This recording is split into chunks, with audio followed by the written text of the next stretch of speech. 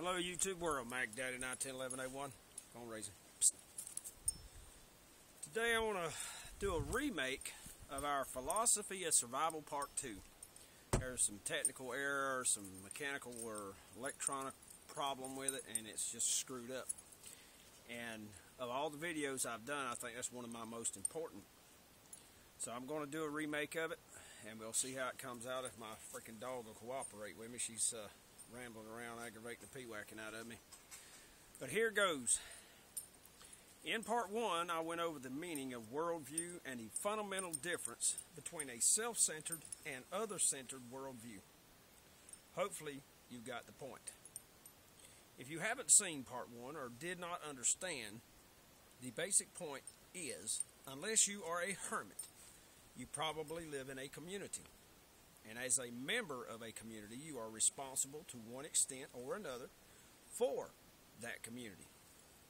It is, after all, probably made up of your family, your friends, co-workers, and neighbors. Just as importantly, the community is made up of their family, friends, neighbors, co-workers, and so forth. After all, we are all brothers and sisters to one extent or another. If you do feel that you are responsible, like we do, then you subscribe to the other-centered worldview. Most folks, unfortunately, are not, nor ever will be. Most people are self-centered. And most people are not preppers. Most people worry only about the here and now. Work, bills, family, friends, or the broke-down car. Most cannot hunt, kill, clean, butcher, or cook a wild animal. Most people cannot fish, or even clean one if they had to. The same people couldn't start a campfire without matches or a gas lighter, if they could do it even then. Even then, as we know, it's just not as easy to start a campfire as turning a knob on a heater or a stove. So what does all this mean to us, preppers? The first question you have to ask yourself after you have decided to prepare yourself for whatever the world may throw your way is this. Will your community, your family, your friends, just be a useless, unprepared burden to you and your prepared friends? The answer depends on your preparation and, more importantly, on your mindset. I think not. At least in the long term. Though maybe in the short term, and here is why. Be a force multiplier. Most of us have heard of the U.S. Army Special Operations Groups, also known as the Green Berets. When most people think of Special Forces, they think of, excuse me a moment, a page, Rambo, or direct action, like the Navy SEALs that killed Osama bin Laden and so forth. Breaking into tough places and taking out hard targets. However, that is only the glamorous side of their job. Job number 1 for the Green Berets is that of force multiplier. They, from their very founding, were utilized to train guerrillas to fight the Nazis in occupied Europe during World War II. Later in Vietnam, they did the same, and in recent history, the Green Berets, along with Air Force Special Tactics units, were the first Americans to fight in Afghanistan. Let me pause this. In the 80s, when the Russians were in Afghanistan, it was the Green Berets who founded relationships with the Afghanis, who supplied the Stinger missiles and helped them, taught them better small unit tactics. Okay, the Green Berets and along with the Air Force Special Tactics units were the first Americans to fight in Afghanistan against the Taliban and Al-Qaeda, fighting alongside the Northern Alliance and training and equipping its fighters to take the fight to the vastly more numerous enemy. In the first few months of the War on Terror, the Green Berets and the Air Force's Special Tactics units and bombers were the only American forces actually fighting the enemy, getting a little bit of payback for 9/11. Until those Green Berets parachuted in and began training and fighting alongside the Northern Alliance, the Taliban had the Northern Alliance on the ropes and nearly defeated. training and firepower that the Green Berets and Air Force brought to bear quickly turned the tables. Later in Iraq, the Green Berets helped the Northern Kurds and other anti-Saddam forces that in turn helped the U.S. during the invasion of Iraq. So, though there were only a few hundred Green Berets at any one time actually on the ground fighting, they led and commanded literally thousands of fighters against the Taliban and Al-Qaeda, and later against Saddam Hussein. The lesson here for us preppers is simple. With our training and skills, we can train others to help the entire community and in short order to be self-sufficient. Harsh, adverse conditions will motivate them as long as you can lead them. Untrained, frightened people will panic in a heartbeat if they don't have a strong leader who has his or her crap together. Be a leader.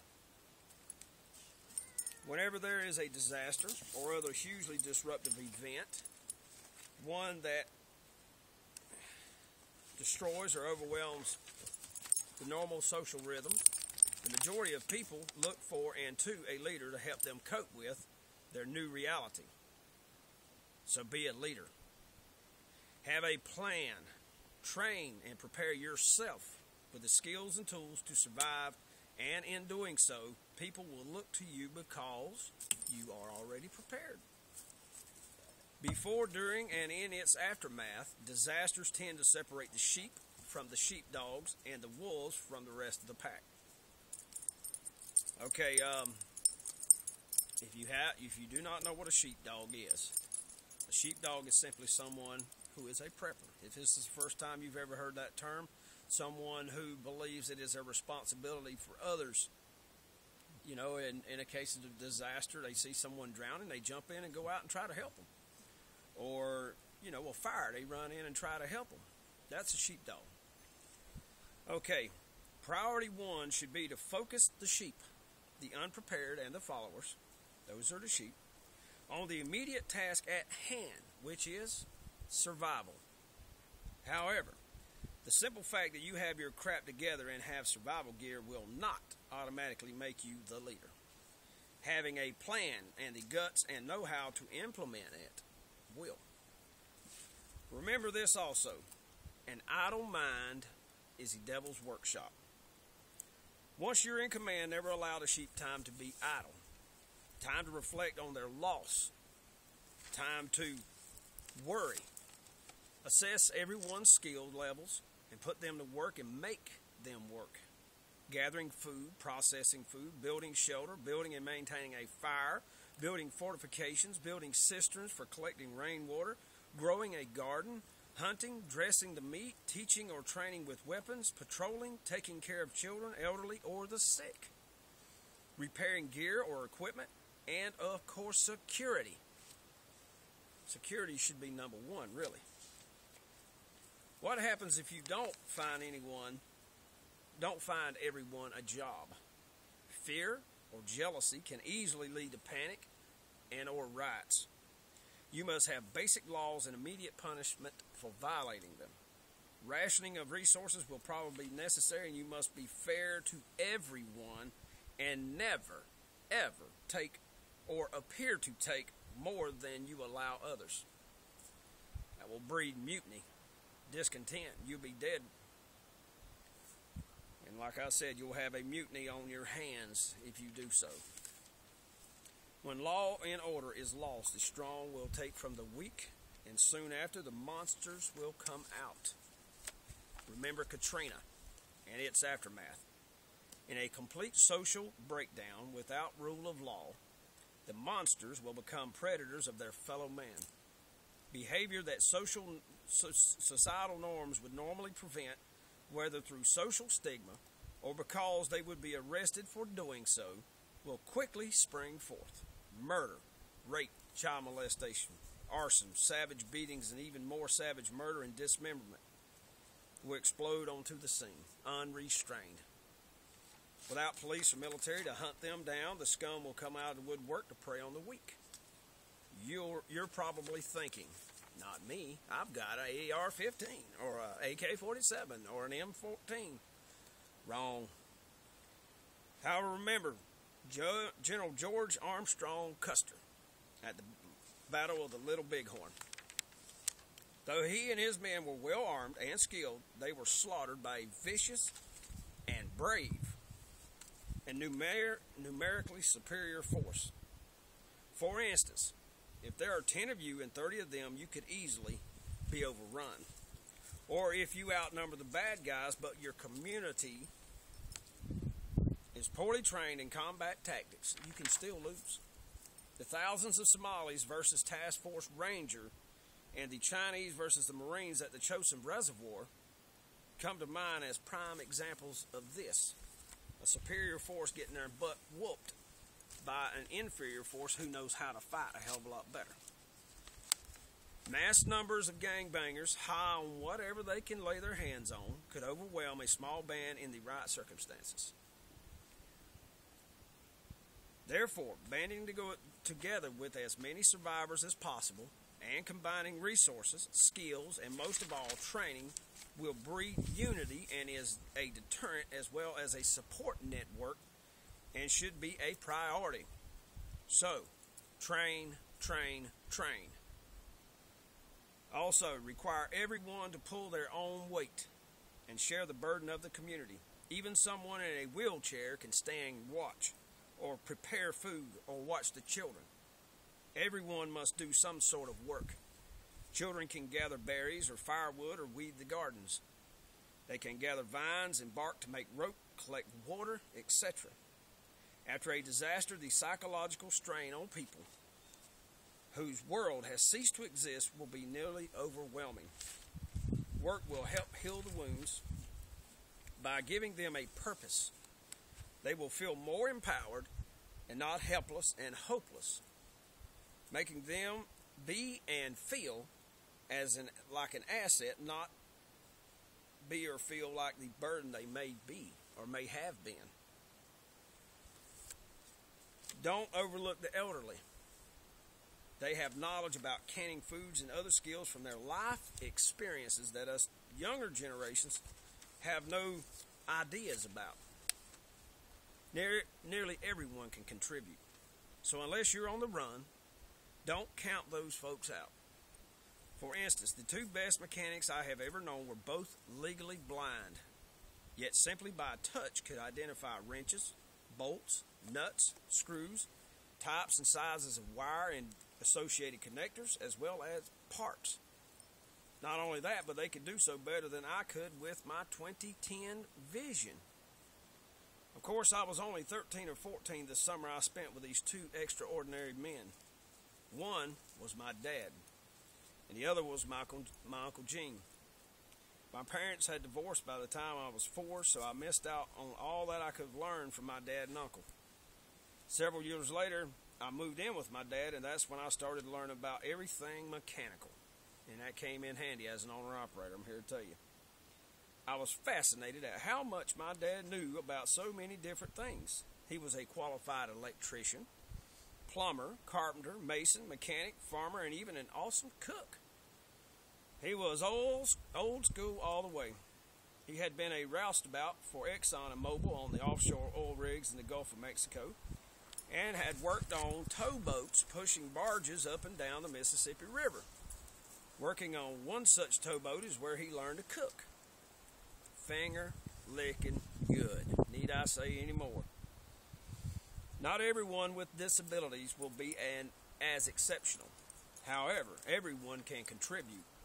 And as I've already stated, an idle mind is the devil's workshop. The last subject I need to broach in this segment is also on leadership.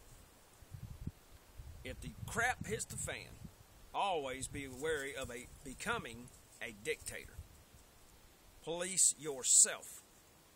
Do not be a tyrant.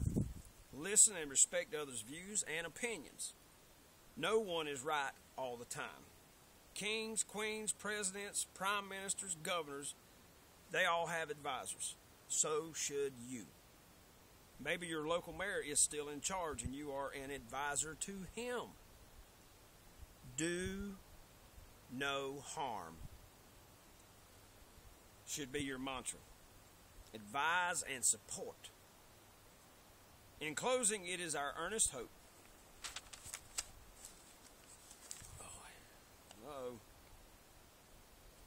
It is our earnest hope. Well, ladies and gents, I have done screwed up somehow or another. It is our earnest hope we never ever have to use the survival skills or gear that we have here at the Shade Tree Survivals. That's our earnest, absolute hope. Only an idiot would ever want the shit to hit the fan. So forget Hollywood. Read a few history books. Listen to survivors of disasters such as Katrina, or of the tsunamis that hit Japan or Indonesia, or the survivors of the earthquakes in Turkey or Pakistan. Read a few books by the survivors of the Nazis, or the White Russians who survived the communists in Russia. Very few Hollywood movies have any relation to reality. Defiance, starring Daniel Craig, being one of the few in recent years that keep it real. The Way Back with Ed Harris, The Gray Zone with David Arquette, and the made-for-TV movie Uprising, and let's not forget Hotel Rwanda, and of course Schindler's List. These are among the few movies that depict real events in a non-Hollywood way. Those who forget their history are doomed to repeat it. In closing, history's biggest lesson is those who care for their fellow human beings tend to survive and thrive. In the 20th century, dictators came and went. Some, like Hitler and Mussolini, Tojo, were brought down by the Allied armies. Communist Russia by the weight of its own flawed system and the corruption it bred. In this, the second decade of the 21st century, we have seen the fall of the Taliban, Saddam Hussein, Gaddafi, and Mubarak, the Taliban and Hussein from without, and Gaddafi and Mubarak from within. Yet, if you look at Afghanistan, we've been fighting there 12 years. We're still there. That tells you a little bit, and I think I've covered that in one of my other videos. Those people in countries that stood against these tyrants fared much better, socially, financially, as well as politically. Only when leaders become greedy, power-hungry tyrants or promise the ends of the earth to a hurting populace does evil thrive. There is always those who will blame bad things on innocent people. It is always easier to blame others rather than accept that sometimes bad things happen to all people. But that is a subject for another video. I believe we all will be judged for all of our actions as well as our inactions. Sin is sin. God does not judge one different from another. The wages of sin is death. Apathy for our fellow man's suffering at the hands of another or by a disaster is as much a sin as putting a bullet in their head yourself.